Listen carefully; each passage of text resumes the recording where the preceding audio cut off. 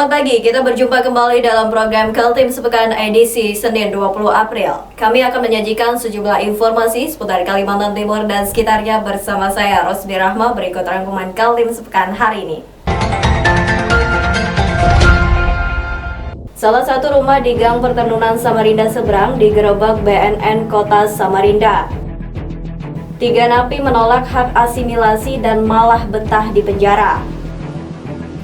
Gubernur Kaltim telah mengeluarkan surat keputusan untuk menghentikan semua proyek. Kita awali Kaltim Sepekan pagi hari ini dengan informasi perekonomian di Kalimantan Timur. Salah satunya sektor produksi batu bara yang menjadi andalan Kalimantan Timur dalam mencegah terjun bebasnya perekonomian saat pandemi virus corona. Sektor tambang ini diandalkan memberi kontribusi dana bagi hasil agar APBD tidak terguncang terlalu keras. Berikut informasinya.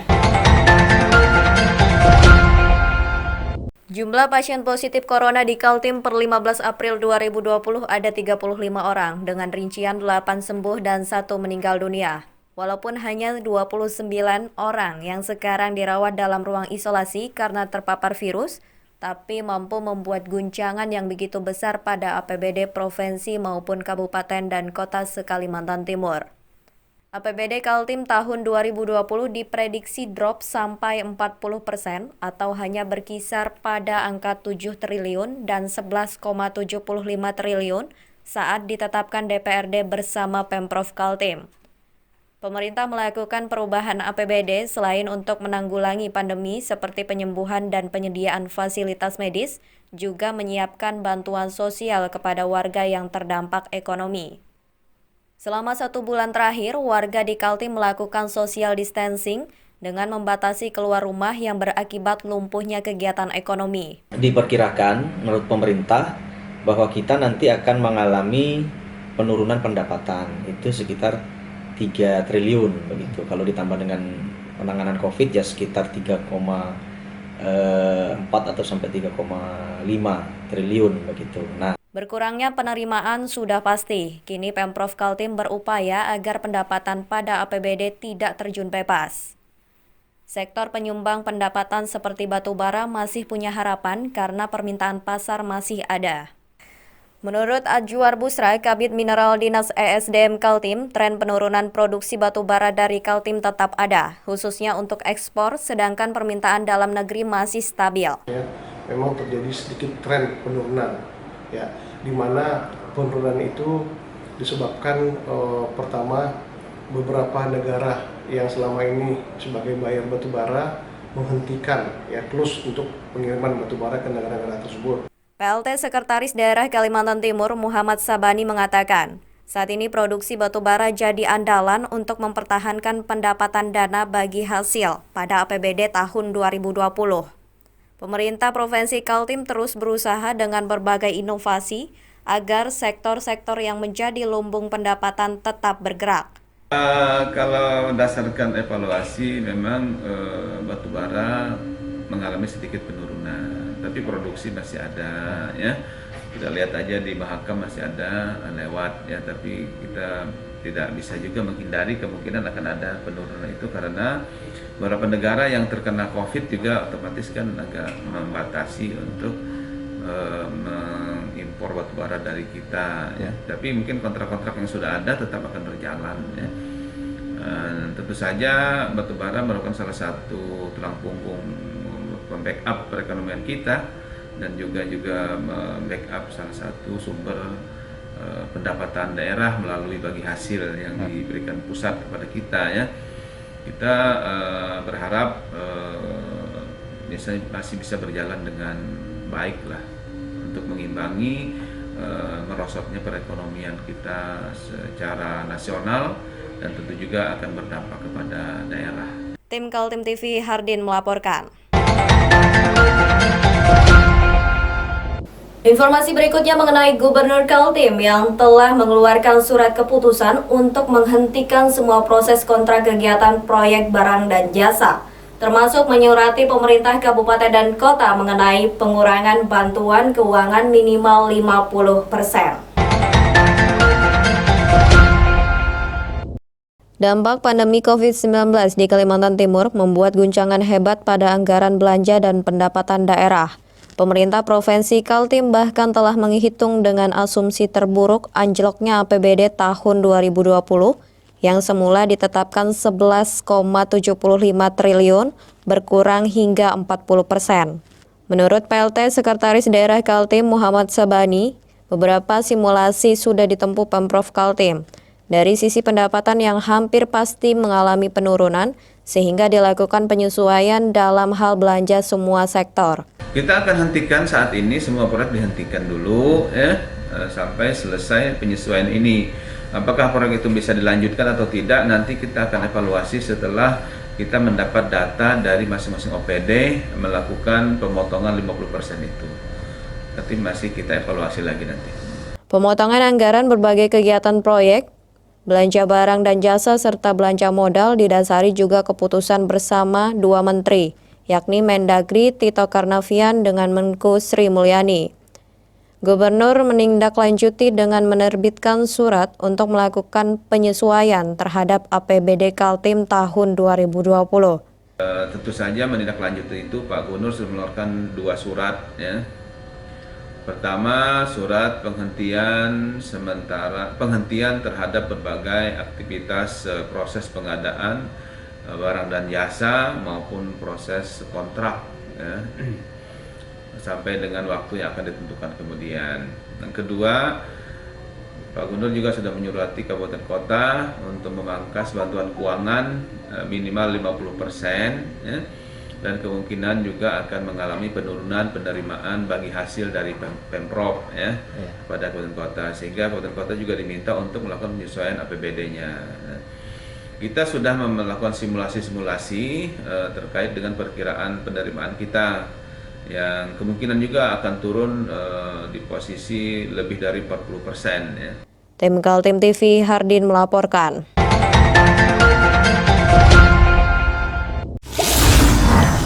Saya Sutomo Jadir, anggota DPRD Provinsi Kalimantan Timur, fraksi PKB, menghimbau kepada seluruh masyarakat Kaltim.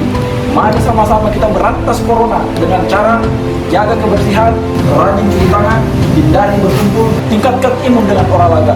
Bersama kita berantas corona dari Kalimantan Timur.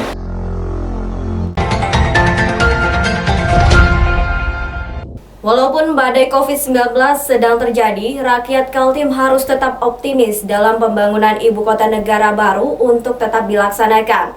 Menurut pakar ekonomi dari Universitas Mula Warman, Aji Sofyan Effendi adalah naif. Sekarang dimunculkan persepsi beberapa pihak yang ingin menggagalkan perpindahan ibu kota ke Kalimantan Timur. Pakar ekonomi dari Universitas Mula Warman balik mengkritik pandangan beberapa pihak yang muncul di media, yaitu menginginkan perpindahan ibu kota negara dibatalkan. Walaupun dia mengaku sangat menghargai perbedaan pendapat, tapi mestinya alasan ingin menggagalkan punya landasan berpikir yang dapat dipertanggungjawabkan. Dalam konteks keilmiahan, perbedaan pandangan itu biasa-biasa saja. Nah, memang di dalam media sosial ada press release dari rekan saya, tidak perlu saya sebutkan namanya, yang menginginkan batalkan IKN karena berpotensi terhadap pemberatan keuangan negara, berpotensi terhadap penyimpangan, kemudian juga pada akhirnya itu tidak membuat pemerataan pembangunan. Nah, pada akhirnya saya juga melakukan kontra rilis dan saya share di beberapa media sosial yang mungkin teman-teman sudah membaca, bahwa kami di Kalimantan Timur tidak seperti itu. Banyak hal yang bisa kita debatkan di sini kalau kita mau berbicara tentang contoh, kita bahas secara detail. Yang dirilis itu adalah persoalan potensi yang berhubungan dengan beratnya beban keuangan negara atau APBN. APBN itu kan hanya 19,5% saja. Selebihnya melalui mekanisme swasta dan KPBU. Oke, katakanlah ada beberapa hal-hal yang berhubungan dengan misleading di KPBU itu. Nah, kemudian itu dijadikan sebuah justifikasi untuk menggagalkan IKN. Saya pikir itu sangat naif sekali. Aji Sofyan Effendi melihat keputusan pemerintah dalam perpindahan ibu kota negara ini ibarat gerbong kereta api cepat yang menyelesaikan masalah Indonesia yang akut sejak dulu.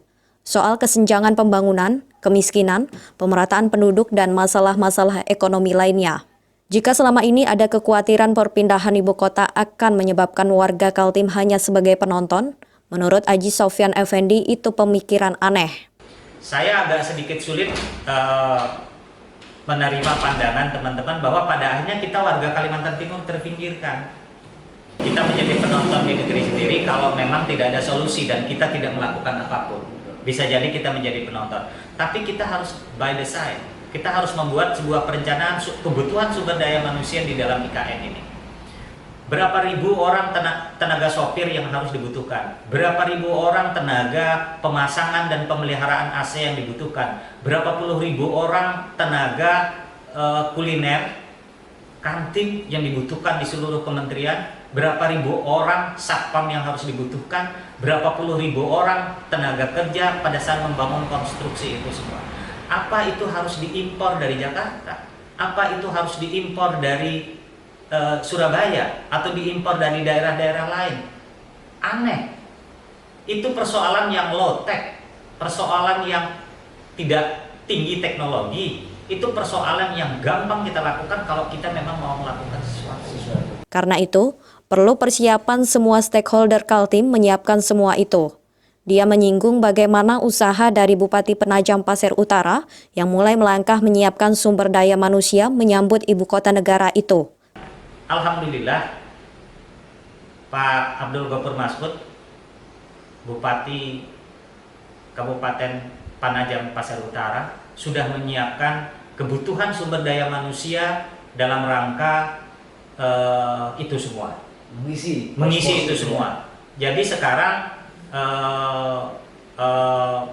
Penajam Pasir Utara melakukan kerjasama dengan beberapa BLK serta beberapa lembaga swasta lainnya untuk menyiapkan pelatihan dari berbagai macam kebutuhan itu tadi. Ada pelatihan menjahit yang berhubungan dengan konveksi. Kita akan berusaha nanti akan ada konveksi di mana seluruh kebutuhan baju dinas, uniform, seluruh aparatur sipil negara yang 1,5 juta akan dipindahkan itu tidak perlu lagi mendatangkan dari Sidoarjo. Tidak perlu lagi mendatangkan dari konveksi yang berada di Tangerang, Jabodetabek, tapi itu konveksi itu berada di Penajam Pasir Utara. Ada ribuan orang yang terlibat di situ dan kita akan menyiapkan mesinnya sehingga pada akhirnya di Penajam Pasir Utara itu ada pabrik konveksi yang menyiapkan itu semua. Beras yang berhubungan dengan suplai beras, akan ada rice processing unit nanti, pabrik beras yang kita akan siapkan melalui mekanisme BUMDes sehingga pada akhirnya ribuan petani akan terlibat di dalamnya untuk kemudian beras itu keluar dalam bentuk yang sudah dikemas, yang bagus, yang kemudian bisa berada di mal-mal. Dan seterusnya dan seterusnya. Ada pelatihan satpam, ada pelatihan sopir nanti yang kami bekali dengan SIM. Dan pada posisi awal ini untuk biaya pelatihan itu kami baru menganggarkan 6 miliar rupiah di 2020 dan insya Allah di 2021 Pak Bupati Abdul Ghafur Masud akan meningkatkan lagi biaya-biaya pelatihan itu secara signifikan. Tim Kaltim TV melaporkan.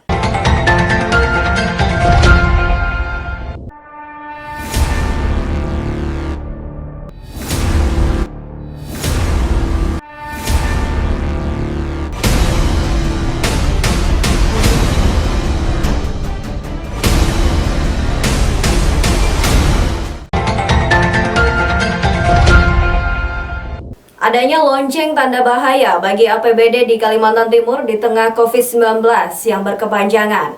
Dentingnya yang sudah terdengar sebab dari pajak kendaraan bermotor saja penurunan drastis terjadi. Jika di hari-hari sebelumnya mampu mengumpulkan pembayaran di atas 8 miliar per hari, saat loket ikut tutup hanya menerima 100 jutaan tiap harinya. Kapan badai ini akan berlalu? Warga semakin cemas jika pemerintah tak mampu menyelesaikan COVID-19 dalam waktu cepat. Masalah-masalah lain pun mulai bermunculan. Tak hanya persoalan ekonomi dengan bertambahnya tingkat kemiskinan dan pembangunan infrastruktur yang terhenti, tapi juga sangat rawan meningkatkan kriminalitas. Berdasarkan perhitungan pengamat ekonomi Aji Sofyan Effendi, APBD Kaltim bakal anjlok 1 hingga 3 triliun Ada juga prediksi lainnya yang menyebut angka di atas 3 triliun.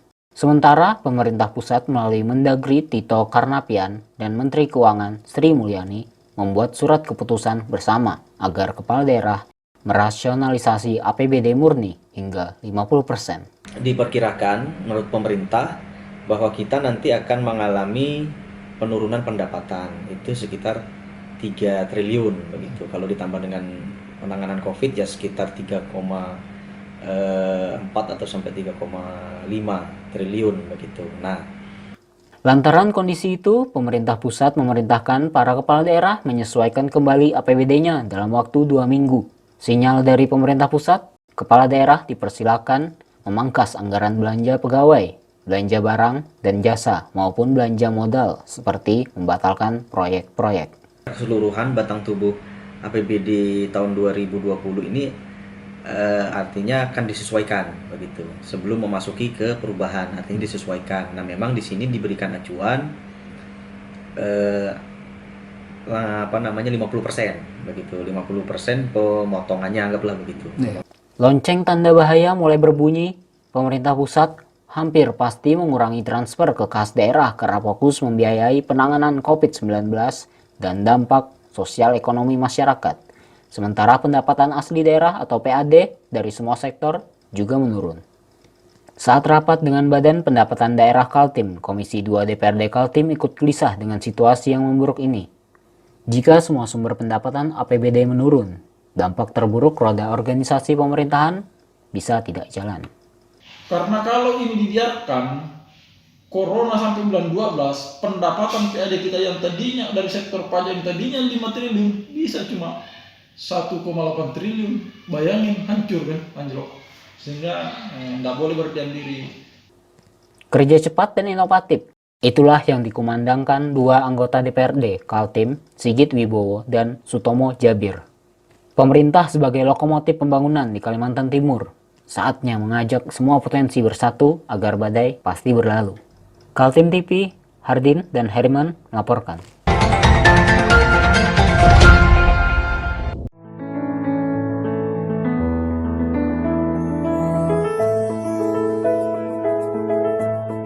Di sini kami akan mempraktekkan cara pembuatan hand sanitizer alami dengan bahan baku daun sirih. Daun sirih sebanyak 100 gram kita potong kecil, lalu kita masukkan ke dalam air mendidih dengan air sebanyak 400 ml. Lalu kita tim sampai suhu 90 derajat Celcius atau kurang lebih 30 menit dengan api kecil. Setelah 30 menit kita angkat dan kita diamkan lagi selama 30 menit. Setelah didiamkan selama 30 menit, air rebusan daun sirih ini kita saring. Lalu kita campur dengan air perasan jeruk nipis sebanyak 16 ml. Lalu kita aduk hingga rata dan ditambahkan dengan air lagi sampai 400 ml. Lalu kita tuang ke dalam botol spray yang kosong. Berdasarkan hasil penelitian, 15% air daun sirih ini mengandung 70% etanol yang mampu berfungsi sebagai antiseptik yang membunuh bakteri, virus, dan mikroba.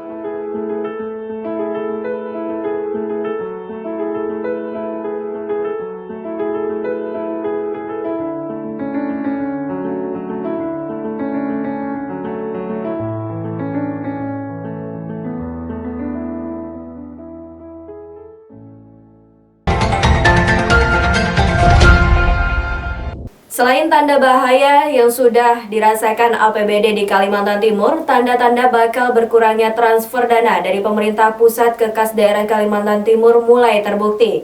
Masuk triwulan pertama sampai April ini, Kaltim baru menerima 17%, padahal semestinya sudah 25%. Berikut informasinya.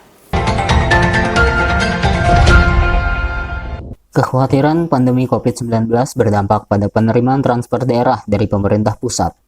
Mulai terjawab, laporan dari Badan Pengelolaan Keuangan dan Aset Daerah atau BPKAD Kaltim saat rapat telekonferensi dengan Bapenda dan Komisi 2 DPRD Kaltim menyebutkan, transfer dari pemerintah pusat baru 17% dari yang semestinya 25%. Sejauh ini, pemerintah maupun DPRD Kaltim masih optimis APBD Kaltim tahun 2020 sesuai yang ditetapkan, yaitu sebesar 11,75 triliun rupiah. Walaupun diakui ada dampak dari situasi saat ini, di saat virus corona mewabah, namun diharapkan tak terjadi perubahan besar penerimaan dari pemerintah pusat. Dari BPKAD, kita mendapatkan informasi memang ini sangat berpengaruh sekali terhadap pendapatan daerah. Sampai dengan saat ini kita baru mendapat transfer dari dana pusat itu 17%.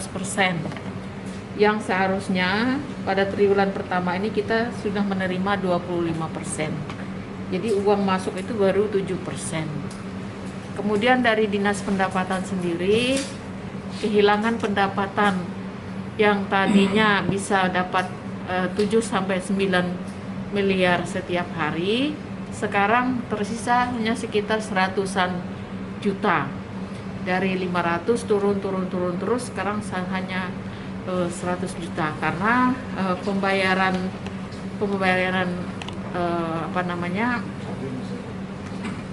pajak-pajak yang biasa dilakukan oleh wajib pajak itu terhambat karena harus ke Samsat dan Samsat ditutup. Nah, tadi kita menyarankan ada improvisasi atau terobosan-terobosan yang dilakukan oleh Dispenda supaya pembayaran ini tetap dilakukan, apakah bisa melalui bank atau sosialisasi terhadap online. Sebelumnya, pengamat ekonomi dari Universitas Mula Warman, Aji Sofyan Effendi, memprediksi pandemi COVID-19 akan berdampak pada transfer pemerintah pusat ke kas Pemprov Kaltim sebesar 1 hingga 3 triliun rupiah. Hal itu disebabkan pemerintah pusat mungkin berjaga-jaga jika situasi pandemi semakin memburuk, sehingga anggaran APBN difokuskan untuk pengobatan dan membantu ekonomi masyarakat yang terdampak. Nah, sampai pada hari ini saya mendapatkan info tadi bahwa ada potensi terjadinya penurunan 1-3 triliun. Ya, saya menyadari potensi terjadinya 3-3 triliun itu karena memang dari sektor pajak, terutama pajak yang berhubungan dengan subunsur alat-alat berat itu kalau tidak salah. Kita mengetahui alat berat itu kan dipergunakan untuk eksploitasi sumber daya alam. Nah, begitu sumber daya alam ini terjadi penurunan, kita jangankan mau membayar pajak alat berat, orang sebagian besar perusahaan di bidang batu bara saja mem-PHK-kan karyawannya. Puluhan ribu orang kan karyawan sudah di-PHK di sektor batu bara ini. Bagaimana mungkin mau membayar pajak segala alat berat yang ratusan banyak. Tim Kaltim TV melaporkan.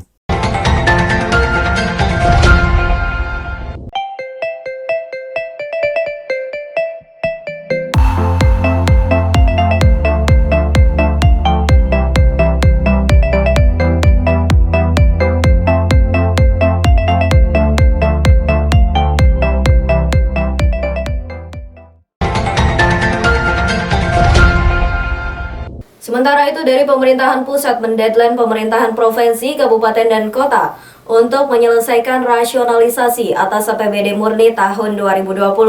Deadline selama 2 minggu itu ditanggapi optimis oleh pelaksana tugas Sekretaris Daerah Muhammad Sabani dengan jawaban harus bisa.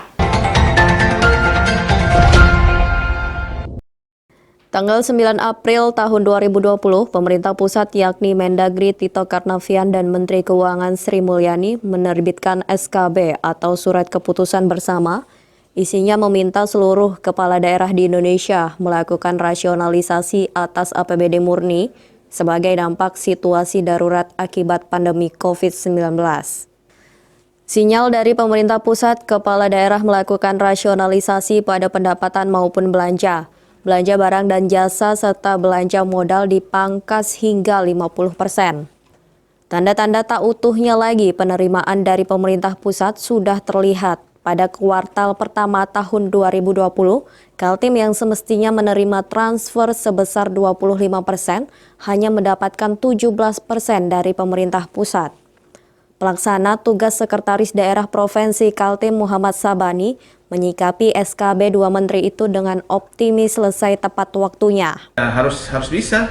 Karena itu adalah deadline-nya oleh SKB itu, dalam SKB. Jadi diberi waktu 2 minggu sejak tanggal 9 April yang lalu. Nah ini sudah 1 minggu dan kita sudah melakukan konsolidasi terhadap itu. Di rencana Senin depan kita akan evaluasi hasil dari usulan-usulan OPD terkait dengan pemangkasan program-program mereka ya, di 2 komponen besar itu. Selesai di tingkat eksekutif, apakah bisa selesai juga di tingkat legislatif? Beberapa anggota DPRD Kaltim ada yang memprotes prosedural perubahan APBD yang semestinya melibatkan proses legislasi para wakil rakyat. Dan tentu ini kan akan kita laporkan ke DPRD dulu, laporkan kepada DPRD hasilnya. Ya. Dan saya sudah komunikasi dengan pimpinan DPRD, baik ketua dan wakil-wakil ketua terkait persiapan kita ini untuk melakukan penyesuaian dan nanti hasilnya kita laporkan kepada DPRD. Tim Kaltim TV, Hardin melaporkan. Berita berikutnya datang dari kantor DPRD Kaltim setelah menyetujui anggaran refocusing penanganan COVID-19 sebesar 388,8 miliar, bantuan untuk warga terdampak segera disalurkan. DPRD Kaltim mengingatkan para kepala daerah untuk tidak memanfaatkan momentum itu untuk agenda politik pemilihan bupati maupun wali kota. Ketua Komisi 2 DPRD Kaltim, Feridiana Hurakwang memastikan dana sebesar 388,8 miliar sudah standby di kas daerah dan tinggal disalurkan. Setelah rapat dengan BPKAD atau Badan Pengelolaan Keuangan dan Aset Daerah, via telekonferensi Komisi 2 DPRD Kaltim mendapat keterangan anggaran itu disalurkan untuk 3 keperluan, yakni kebutuhan medis, jaring pengaman sosial bagi warga yang terdampak, serta bantuan bagi UMKM, usaha mikro kecil menengah. 388 uangnya sudah ada yaitu dari pergeseran, dari pergeseran beberapa kegiatan di tahun 2020. Jadi ada pemangkasan yang dilakukan terhadap belanja 2020. Yang untuk kesehatan itu mereka belikan alat APD dan sebagainya, kemudian ada pembenahan ruangan, kemudian untuk tenaga medis itu diberikan transport dan uang makan, untuk supportnya. Itu untuk tenaga medis. Kalau untuk social safety net itu sepertinya sih saya menduga ini pasti dalam bentuk sembako. Ini kan social safety net kan untuk mereka yang mungkin pekerjaannya harian gitu. Nah, kalau yang untuk UMKM ini, pengembangan usaha kecil mikro ini, mungkin itu dalam bentuk uang. Dalam situasi darurat pandemi COVID-19, penyaluran bantuan diawasi oleh 3 instansi, yakni Kejaksaan, BPKP, dan Inspektorat Wilayah.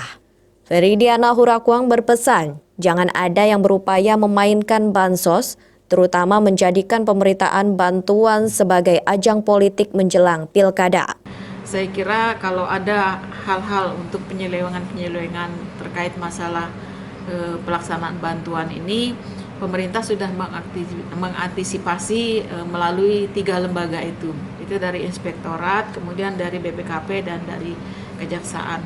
Jadi mungkin pihak kepala-kepala daerah juga supaya berhati-hati menggunakan bantuan ini, betul-betul bahwa ini adalah kehadiran pemerintah di tengah masyarakat, bukan karena ada masalah pilkada yang akan dilaksanakan dalam waktu yang dekat ini.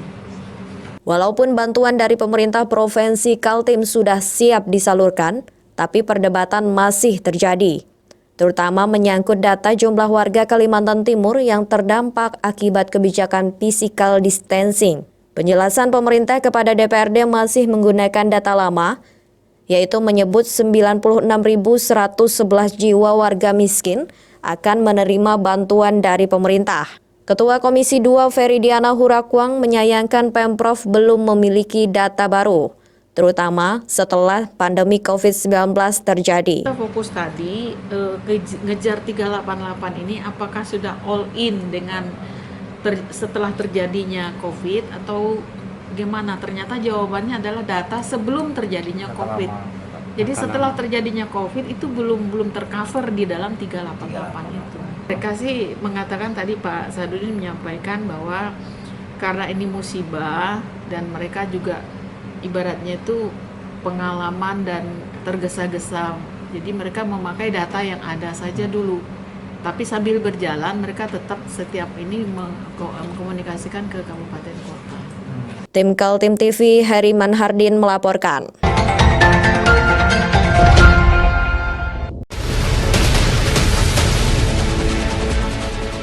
Mari kita memerangi virus corona dengan mematuhi imbauan pemerintah.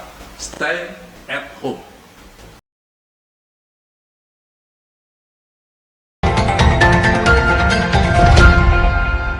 Dalam badai COVID-19, berbagai kalangan masyarakat mencari cara untuk mendapatkan penghasilan. Salah satunya pengusaha percetakan lokal di Samarinda mampu memproduksi masker dengan bahan kain sekuba. Perharinya dia mampu mencetak 6.000 masker yang harganya dibanderol Rp4.000 per lembar. Inilah proses produksi masker di salah satu percetakan Dokter Printing di Jalan Wahid Hasim, Samarinda, Kalimantan Timur, Sabtu sore 11 April 2020. Dalam seharinya, percetakan dengan menggunakan alat digital printing ini mampu memproduksi sebanyak 6.000 lembar masker. Adapun masker ini terbuat dari bahan kain secuba. Sebelumnya masker ini dihargai Rp2.500. Namun seiring dengan bahannya yang mengalami kenaikan, masker ini pun dihargai dengan Rp4.000. Sementara itu, pemilik percetakan M. Bahzar mengatakan dia memproduksi masker dengan tujuan membantu masyarakat dalam mencegah COVID-19. Dengan harga yang terjangkau ini, masyarakat kurang mampu dapat membeli dengan harga Rp4.000 saja. Sebenarnya awalnya ini adalah iseng-iseng acaranya, karena mesin nganggur dimanfaatkan untuk membuat masker. Nah, satu hari kurang lebih 6.000 masker ya. Nah, ya yang jadi masalah hari ini adalah bahan baku. Bahan bakunya ini yang tadi murah jadi mahal kan begitu. Nah, tujuan kita adalah membantu masyarakat hari ini dalam mencegah COVID-19 ini kan begitu. Itu tujuan kami pertama. Dan harga pun kami standar saja, tidak kami tunggu. Bahkan orang beli sama kami menjual kembali kan nampaknya itu. Nah, sampai hari ini pemesanan itu sampai Surabaya, Jakarta, sampai ke Sumatera, Medan. Ada yang pesan pada kami gitu, ya keluar pulau. Nah, tapi harapan kami mencukupi kebutuhan masyarakat Kaltim kan. Jadi seperti itulah kira-kira. Ya, gini tergantung permintaan. Yang jelas produksi kami satu hari 6.000 kan, 6.000. Itu pun habis. Nah, itu sudah habis. Nah, jadi tapi tetap kami melayani untuk lokal, penjual eceran ada untuk kepentingan masyarakat. Tidak saja kami khusus untuk orang luar, tapi utamakan orang di dalam sini. Nah, pertama adalah masker yang ada sementara ini kan tidak ada, yang dibutuhkan untuk kesehatan tenaga dokter dan medis, sementara masyarakat memanfaatkan itu. Nah, ternyata ada instruksi pemerintah bahwa masyarakat boleh pakai masker dari kain gitu. Nah, muncullah ide kreatif dari anak saya Rajudin yang punya desainer membuat ini kan gitu idenya. Usaha membuat masker belakangan jadi tren setelah adanya penyebaran COVID-19. Pengusaha ini mengakui dia tak hanya melayani permintaan dari Samarinda saja, namun juga dari sejumlah daerah seperti Surabaya, Medan, dan Jakarta. Diakuinya setelah masker diwajibkan oleh Badan Kesehatan Dunia WHO, setiap warga berusaha memilikinya. Permintaan yang tinggi itu membuat hasil produksinya diprioritaskan untuk kota Samarinda dan sekitarnya terlebih dulu. Mayang Sari, Kaltim TV melaporkan dari Samarinda. Kita beralih ke informasi selanjutnya mengenai 3 orang penghuni lembaga pemasyarakatan kelas 2A Samarinda yang malah betah karena tidak mau menggunakan haknya mendapatkan asimilasi dari pemerintah terkait salah satu cara untuk penanganan COVID-19. Inilah Ambo, 42 tahun narapidana di rutan kelas 2A Samarinda, Kalimantan Timur. Dia adalah salah satu yang menolak hak asimilasi dari program Kementerian Hukum dan HAM. Ambo bersama dua rekannya memilih bertahan di rumah tahanan Jalan Wahid Hasim, Samarinda karena tak punya rumah dan sanak keluarga. Ambo adalah napi kasus narkotika yang telah menjalani masa tahanan 2 tahun 6 bulan.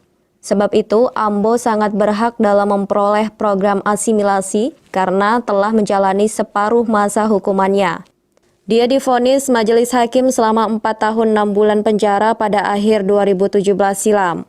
Meski memenuhi persyaratan untuk keluar dari rutan, pria asal Parepare, Sulawesi Selatan ini merasa bingung harus tinggal di mana di kota Samarinda. Dulu, dia datang ke kota tepian karena berniat untuk mencari kerja. Ambo pun mengakui sempat berjualan ikan di Pasar Segiri. Namun, karena pergaulan dia terjerat kasus narkotika. Setelah dia masuk penjara dan divonis, istrinya pun meminta cerai. Nah, harusnya dapat program. Harusnya tanggal 7 kemarin dapat program apa, Pak? Asimilasi. Boleh pulang ya? Iya, tapi masih mau tinggal di sini. Masih mau tinggal lebaran. Kenapa, Pak, kok masih mau tinggal di sini? Iya, enggak. Karena sudah lebaran kan ramai. Banyak teman di sini. Banyak teman di sini. Kalau nggak memilih bebas, kenapa, Pak? Nggak memilih keluar, kenapa? Alasannya apa? Belum juga. Masih senang di sini. Masih mau. Ya. Ada kekhawatiran apa Pak kalau Bapak keluar? Enggak ada. Cuma ya masih mau di sini. Pak, katanya Bapak kemarin pas nggak mau keluar katanya tidak ada keluarga di Samarinda. Gimana, Pak? Enggak ada keluarga di sini.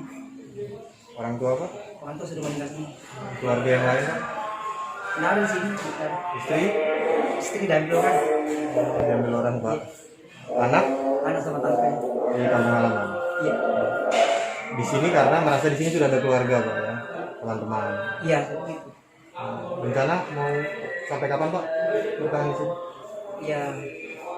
Nah, kalau sudah lebaran, kalau diizinkan pulang-pulang, kalau enggak masih menetap.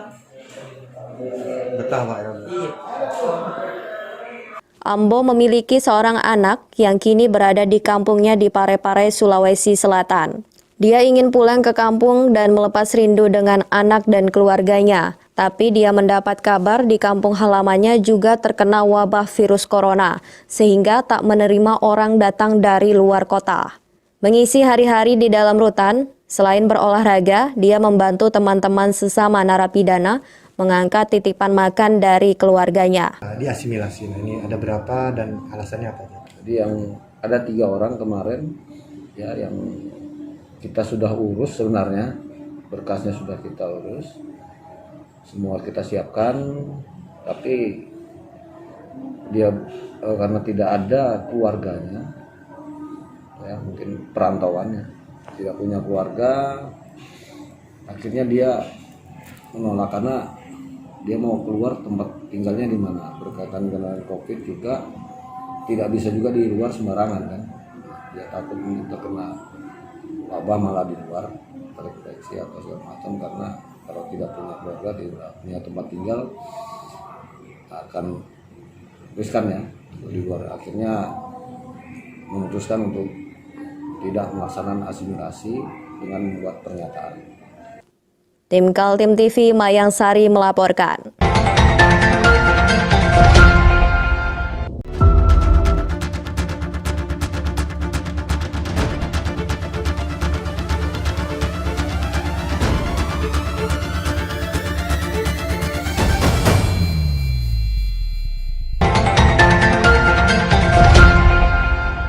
Kita akhiri dengan informasi dari Badan Narkotika Nasional BNN Kota Samarinda yang menggerebek salah satu rumah di Jalan Bung Tomo, Gang Pertenunan, Samarinda Seberang.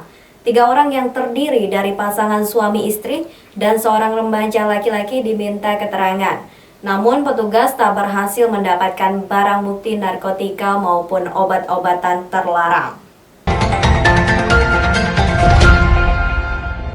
Aksi petugas Kamis 16 April 2020 sore itu mengagetkan warga. Saat penggerebekan berlangsung, petugas menggunakan seragam lengkap rompi BNN dan membawa senjata laras panjang. Setelah berusaha menggeledah isi rumah yang ditarget berdasarkan laporan warga sarang bandar narkoba, Petugas hanya menemukan 2 plastik klip kecil kosongan dan 1 piper kaca, serta beberapa sedotan plastik yang diduga sebagai sekop untuk menakar sabu yang mau dijual. Sekitar pukul 17 WITA, petugas yang berdatangan membuat suasana di sekitar perkampungan padat penduduk itu terlihat gaduh. Penduduk Jalan Pangeran Bendahara, Kelurahan Masjid, Kecamatan Samarinda Seberang, tepatnya di Gang Pertenunan RT 2 alias Kampung Tenun, berhambur keluar rumah untuk melihat penggerebekan dari petugas Badan Narkotika Nasional Kota atau BNNK Samarinda. Sekitar 40 menit aksi itu berlangsung, tak juga ditemukan narkoba, akhirnya penggerebekan dihentikan. Diduga informasi penggerebekan telah bocor duluan, sehingga para pelaku menghilang. Tapi ini sasaran kita, target kita adalah kampung narkoba. Kampung narkoba di Gang Pertemuan itu sudah terkena, udah siapa yang tahu, semuanya tahu. Jadi masyarakat di sekitar itu juga ada yang pro, ada yang kontra. Nah, yang kontra inilah yang bagian dari kita. Artinya memberikan informasi melalui call center ke pusat dan sebagainya. Makanya kita lakukan penindakan hukum, walaupun kita sama-sama di tengah wabah corona di Samarinda seperti ini, tapi narkoba juga kencang. Nah itu ya ibarat itu perlu ada balance, perlu ada keseimbangan. Artinya bahwa BNN tetap melakukan penegakan hukum, penindakan berkaitan masalah narkoba. Penggerebekan oleh petugas BNN di Samarinda Seberang terkait hasil pengembangan kasus penangkapan pelaku peredaran narkoba di Gang Bakti, Jalan Lambung Mangkurat, Kecamatan Samarinda Ilir. Petugas menduga asal-usul sabu yang beredar di Gang Bakti bersumber sama dengan di Samarinda Seberang. 3 orang yang diamankan menurut petugas ada indikasi sebagai kurir dan mengetahui bagaimana peredaran narkoba di kampung itu. Yang diamankan itu indikasinya satu yang anak kecil itu ya ibaratnya kurir seperti itu. Kurir atau bahasa mereka juga sebagai benteng, artinya sebagai mata-mata seperti itu. Nah, kemudian juga yang bapak ini tadi ada indikasi bahwa rumahnya itu bagian dari tempat untuk pemukatan itulah seperti itu. Karena tempatnya yang bapak tinggal ini kurang lebih 1 bulan. Tahun di 2017 kemarin saya juga nangkap namanya Adi Herman dengan jumlah barang di rumah itu juga seperti itu. Tentang adanya dugaan operasi penggerebekan, petugas BNN Kota Samarinda bocor duluan. Pihak BNN masih mempelajari dan mengevaluasi indikasi-indikasinya. Tim Kaltim TV, Mayangsari melaporkan.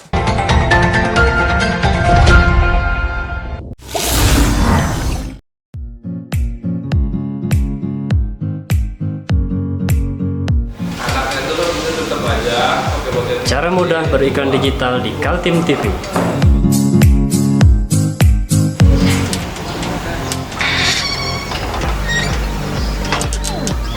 Yang pertama, jadilah sahabat Kaltim TV.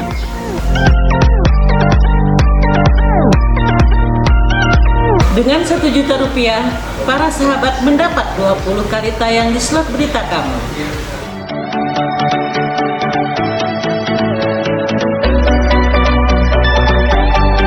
Dengan 20 detik dapat menjangkau 20.000 penonton. Anda beruntung karena mendapat kesempatan perdana dari kami. Ayo jadilah sahabat Kaltim TV.